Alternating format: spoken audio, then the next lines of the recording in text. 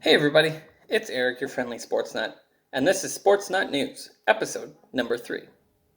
On today's show, I'd like to talk to you guys about the NHL.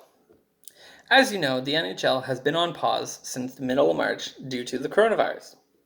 Now, over the last week to 2 weeks, they've talked a lot about the options of restart. Now, there's several different options here on the table. They're trying to figure out A, when it'll be safe to bring the players back to be able to start practicing, and B, what the options are going to be for a mini training camp or anything like that, how the players will be able to train with each other, practice again, get their legs under them before they restart this season. Now, in regards to the restart, there's a lot of talk about heading straight into the playoffs. Now, if they do head straight into the playoffs, the options are to continue with the 16-team schedule that they have right now, or expand it to a possibly 24-team schedule for the playoffs. Now, if they expand it to 24 teams, you're giving teams that were on the bubble with that 10 to 12 games left in the regular season an actual legitimate shot at a playoffs.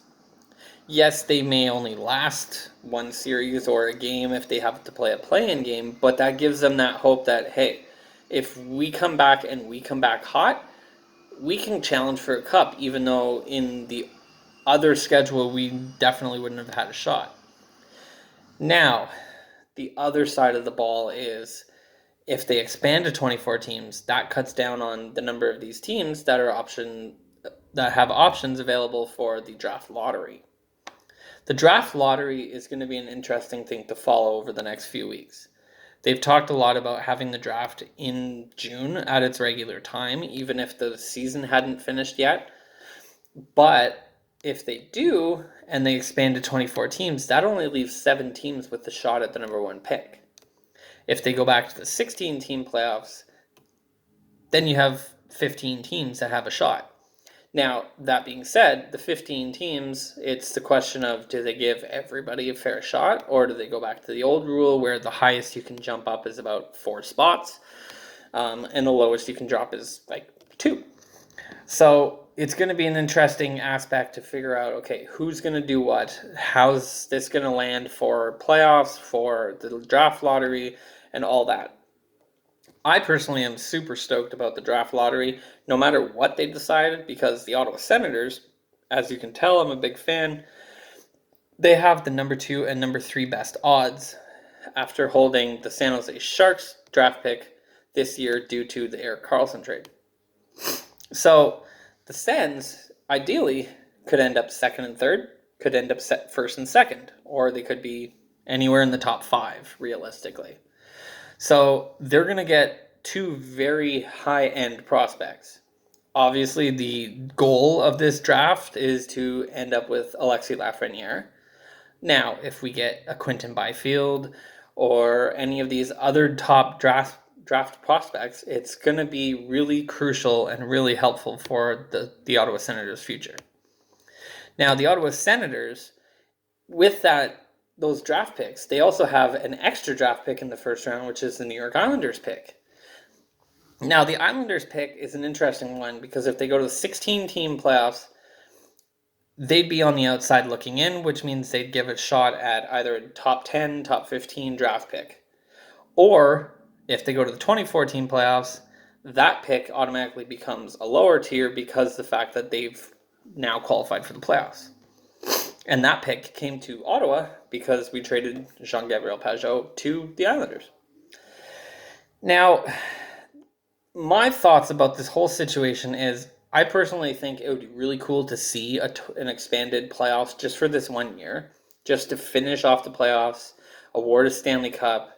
I mean, looking at some of these mock playoff scenarios, you'd have first round play-in games or first round matchups of the Flames and the Jets, the Oilers and the Hawks, the Canucks and the Coyotes, and the Preds and the Wild in the West.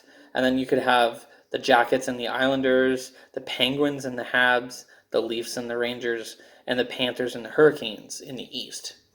Now, that would mean that teams like St. Louis, Dallas, Vegas, and Colorado would have first round byes in the West. And in the East, you'd look at the Bruins, Flyers, Tampa, as well as Washington. So it would give some teams that extra day, extra week, extra series off, depending on how they decide if they're going to do a single play-in game or if they're going to do like a best of 5, a best of 7, best of 3, how that's going to work. Now, you look at some of these matchups, and you have a team like Montreal who was 16 points behind Pittsburgh when the break happened. And they would have to go in and face Pittsburgh in that first round matchup. Seems a little unfair, but once the playoffs start, anything can happen. You have some of these lower seed teams that just go in and just sweep every single team on the way through, beat teams in a best of 7 on a 0-3 comeback. Like, there's been some pretty intense playoffs over the last few years. Now, my thing with the playoffs is no matter what, obviously people know that there's not going to be fans in the stands for the playoffs. So now the question is, they're talking about the 4 hub cities where they're going to dwindle it down, have each divisional playoff in one city. So the Atlantic, all the teams in the Atlantic side of the playoffs would go to this city, the Metro in this city, the Pacific and the Central, and so on. Now, some of the cities they've talked about are Toronto, Edmonton, Carolina, Columbus. Now, they've also talked about some of these places like Vegas, where you could have all the teams stay in the hotels that aren't being used. You have the T-Mobile Arena. There's some other places that they can definitely set up teams. But it's going to be an interesting few weeks to see what they decide for a restart, when they're going to be able to restart based on health procedures and health protocols, and just the overall standing of the NHL and how this is going to affect their future. Because if they start the playoffs in July and it runs through till the end of August, that doesn't mean that they're going to start their next training camp in the middle of September. They're probably going to push that back and do a condensed 82-game season for next year.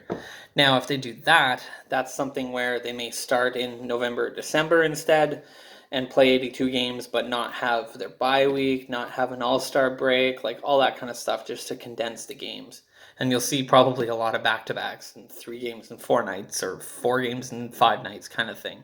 So it's going to be an interesting month, 2 months, interesting summer to say the least, once we figure out how quickly these leagues can come back and start playing. Now, I'd like to finish off with, as I did in the last episode, a few shout-outs to some of my biggest NHL fans out there. My buddy Riel, he's a huge Jets fan as well as a Sens fan, diehard, love him to bits. We've been to quite a few games together. It's been a pleasure knowing you, and it's going to be some great hockey ahead. Now, my buddy Francis, on the other hand, Francis Menard, sneaky little bugger.